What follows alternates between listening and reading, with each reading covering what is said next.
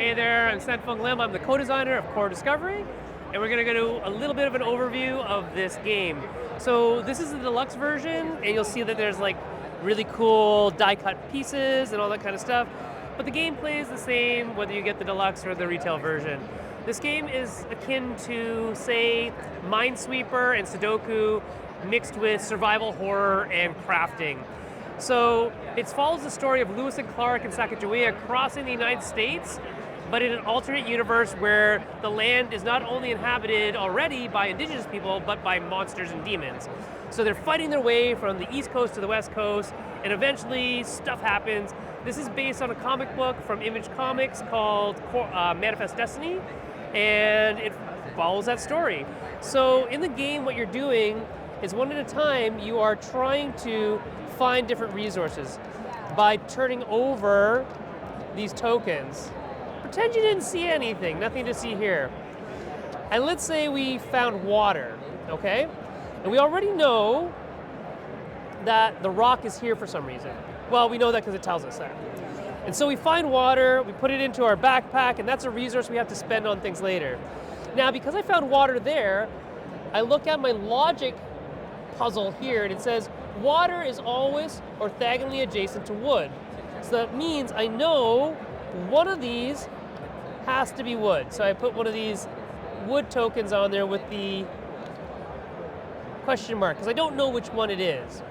And then maybe another person takes a turn, and they say, I think this is wood, and they go there, and it is wood. Great. So now that I know that that is wood, I have this wood in my pack now. I didn't find this food yet. Pretend I didn't have that. But what you'll know now is that that cannot be wood anymore, because there's only one wood in every row and column, right? So that can't be wood, that can't be wood, that could be wood, but we'll put that away now. And so once you get a bunch of resources, what we're looking to do is by the end of the time period, this has a time period of 5, once there's 5 sun tokens on top of that, we see if the event is succeeded or not. If I have a wood to spend, and I do, I would put that away. If I pass, I get food, and I put that in my backpack. If I failed it, I would still get food, but I would lose water, okay? So every time that you're running a challenge, you're seeing whether you're passing or failing.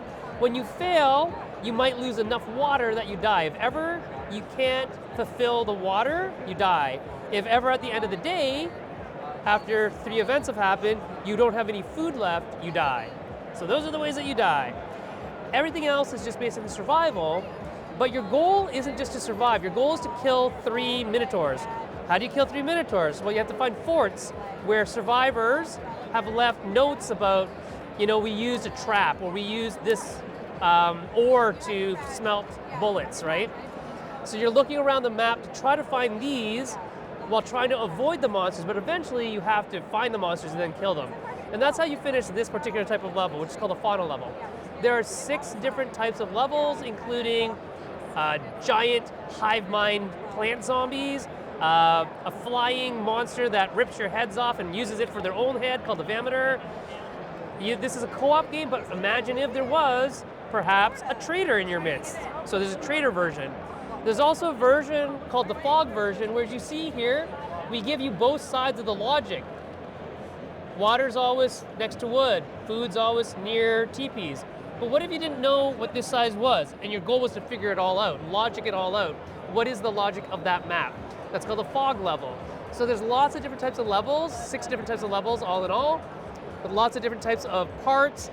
These are gear cards that give your character special powers. More characters get revealed. So everybody gets a character ability, and depending on the number of players, you can have 1 to 3 gear cards.